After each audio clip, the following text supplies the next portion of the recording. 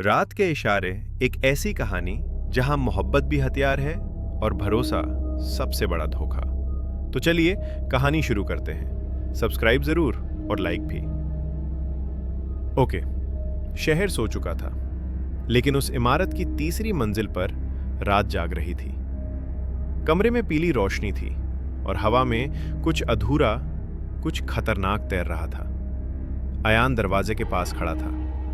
उसकी नजर बार बार घड़ी पर जा रही थी। हर सेकंड के साथ उसके सीने में हलचल बढ़ रही थी। तभी मीरा बाथरूम से बाहर आई। उसकी चाल में ठहराव था और आंखों में ऐसी आग जो किसी भी समझदार आदमी को गलत रास्ते पर ले जाए। सब ठीक है ना? मीरा ने धीमी आवाज में पूछा। अयान ने जवाब नहीं दिया।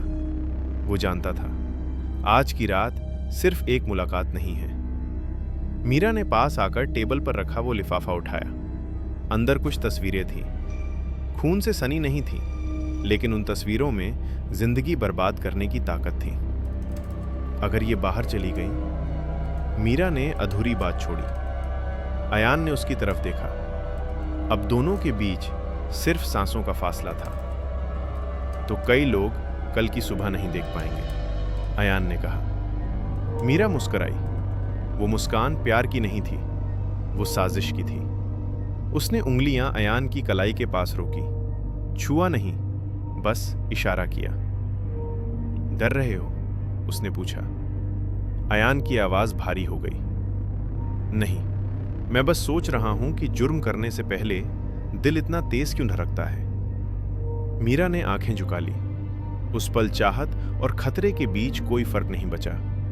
बाहर सायरन की हल्की आवाज गूंजी और उसी आवाज के साथ एक बात साफ हो गई। आज रात कोई न कोई हद पार होने वाली है। भाग दो सायरन की आवाज धीरे धीरे दूर चली गई, लेकिन कमरे में जो तनाव था वो और गाढ़ा हो गया। मीरा खिड़की के पास खड़ी थी। नीचे सड़क पर नीली लाल बत्तियां चमक रही थीं, जैसे शहर खुद गवाही दे रहा हो कि कुछ गलत होने वाला है। अयान ने दरवाजा अंदर से लॉक किया। अब पीछे हटने का रास्ता नहीं, उसने मन ही मन कहा। मीरा मुड़ी। उसकी आंखों में डर नहीं था, बल्कि एक अजीब सी तसल्ली थी। तुम जानते हो ना, उसने धीमे स्वर में कहा, अगर आज रात सब ठीक से नहीं हुआ तो कल सुबह अखबार किसी और का नाम छापेंगे।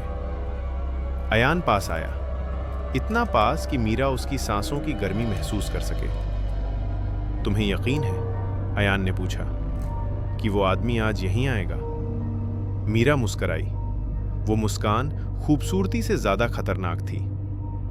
उसे लगता है, उसने कहा, कि आज रात वो मुझे खरीदने आ रहा है। कमरे में एक पल को सन्नाटा छा गया। टेबल पर रखा छोटा सा काला बैग अचानक बहुत भारी लगने लगा। अयान की नजर उस बैग पर ठहर गई। उसमें क्या है? उसने पूछा। मीरा ने जवाब नहीं दिया। वो बस पास आई और अयान की उंगलियों पर अपनी उंगलियां रोक दी। छुआ नहीं, बस ठहर गई। कुछ ऐसी चीज, उसने कहा, जो गलती से भी चल गई तो कहानी हमारे हाथ से निकल जाएगी। उस पल अयान को समझ आ गया, मीरा सिर्फ मोहरा नहीं थी, वो इस खेल की सबसे बड़ी खिलाड़ी थी। तभी दरवाजे पर हल्की सी दस्तक हुई। 2 बार। मीरा की पलकों ने धीरे से झपक कर इशारा दिया। वो आ चुका था। अयान ने सांस गहरी ली।